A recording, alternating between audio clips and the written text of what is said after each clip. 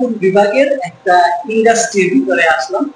আমার পিছনে একটা ব্রডব্যান্ডের একটা ইনভার্টার আপনারা দেখতেছেন। এই সিস্টেমটি অনেক আগে করা হয়েছে। তো এই সিস্টেমটি দীর্ঘদিন চলার পরে বন্ধ হয়ে গেছে। কর্তৃপক্ষ সিস্টেমটিকে কোনোভাবেই চালু করতে পারছিল না। তারা অনেক জায়গায় হয়তো ট্রাই করছে, যোগাযোগ করে অনলাইন প্ল্যাটফর্মের মাধ্যমে।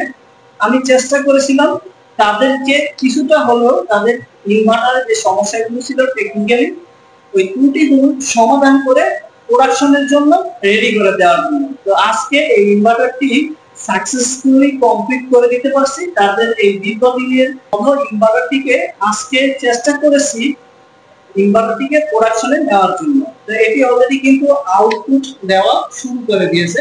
আমার পিছনে যে ইনভার্টারটা দেখতেছেন, তো এই ইনভার্টারটা অনেকদিন যাবতই বন্ধ ছিল।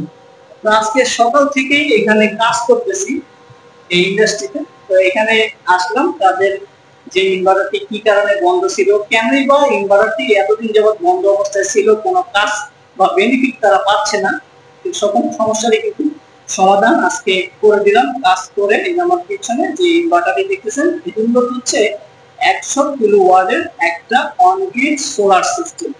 বড় বড় ইন্ডাস্ট্রিতে এই ধরনের সোলার সিস্টেম এবং মেশিন অনেকেই হয়তোবা বসিয়েছেন।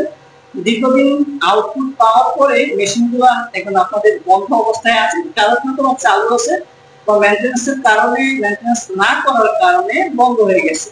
সেই সোলার সিস্টেমটি যদি পুনরায় আবার নতুনের মতো করে চালু করতে, যে কোনো জেলা উপজেলা থেকে আপনাদের মেগা প্রজেক্টেও যদি কোনো প্রবলেম হয়, সেক্ষেত্রেও পেয়ে থাকি সোলারের বিষয়ে সলিউশন।